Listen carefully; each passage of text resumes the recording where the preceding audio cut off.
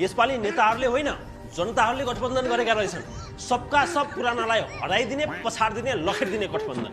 जनतामा यो लेभलको फ्रस्ट्रेसन, यो लेभलको वितृष्णा, यो लेभलको आक्रोश छ भन्ने कुरा पुराना दलहरूले बुझ्नै खोजेनन्, बुझेनन्। बरु नयाँ आएकाहरूलाई हुच्याउने, खिसिटिउरी गर्ने र अरूको अस्तित्व स्वीकार नगर्ने काम दोहोऱ्याइरहे। एउटा पालिकाको मेयरसँग देश सञ्चालन गरिरहेको मान्छे बारम्बार सिउँडी खेल्न जाने, जोडी खोज्न जाने, नसामा छ आँखा लट्ठिन्छ भन्ने जस्ता अभिव्यक्तिहरू बारम्बार दिइरहने, कार्यकर्ताहरू हो भन्दै ताली बजाइरहने हो। यस्तै कारणले यो क्रेज बालेनको भएको हो। 4 वर्ष अगाडि काठमाडौँमा बालेन शाह, धरानमा हड्क साम्पाङ अनि गोपी हमालहरूले स्वतन्त्र उम्मेदवारी दिएर पुराना दलका उम्मेदवारहरूलाई पछारेर चुनाव जितेर आएर स्पष्ट सङ्केत गरेका थिए कि जनताले विकल्प खोजिरहेका छन्। त्यो एउटा सङ्केत मात्र थिएन, जनता सधैँ तिमीहरू नै भनेर बस्नेवाला छैनन्, सुध्रेऊ भन्ने एउटा खतराको घन्टी समेत थियो।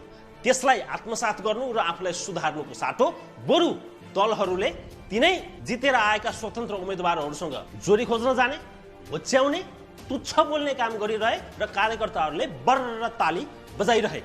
त्यो एउटा झिल्को थियो। बालेन, हड्क, गोपीहरूले चुनाव जित्नु एउटा झिल्को थियो।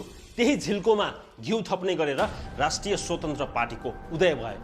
छोटो समयमा चुनावमा उभिएको राष्ट्रिय स्वतन्त्र पार्टीले झन्डै 2 दर्जन जति सिट ल्यायो, देशको महत्त्वपूर्ण शक्ति मध्येको एउटा बन्यो। तर पनि दलहरूले आफूलाई सच्याएनन्, सुधारेनन् र समीक्षा गरेनन्। बरु सत्ता र स्वार्थको लागि जहिले जोसँग जे पनि गर्ने काम दोहोऱ्याइरहे। सधैँ जनतालाई ललिपप देखाइरहेका र जनताहरू बारम्बार धोका पाइरहेको यो अवस्थामा परिवर्तनको आशा गरेर, आक्रोश पोखेर जनताले यसपटक नेताहरूसँग दरो बदला लिए। जेनजीलाई आन्दोलनमा जानुपर्ने दिन लिएर आएको र जेनजीको विद्रोहमाथि दमन गरेको विषयमा त्यति बेला सत्ता सञ्चालन गरिरहेको साझेदार दल र नेतृत्व गरिरहेको दलका नेताहरूलाई आम मिडियाले जवाफदेहिता र जिम्मेवारीको प्रश्न गरिरहे।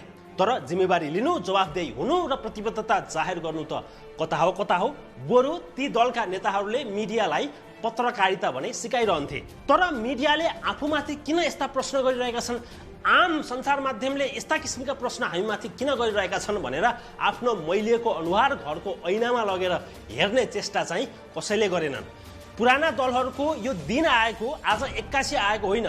जनताले पटक पटक हेरेको, पटक पटक मौका दिएको, पटक पटक सुध्रिने मौका दिएको कसै नभएपछि जनताले आफ्नो आक्रोश र परिवर्तनको आशा मतपत्रमा देखाइदिएको।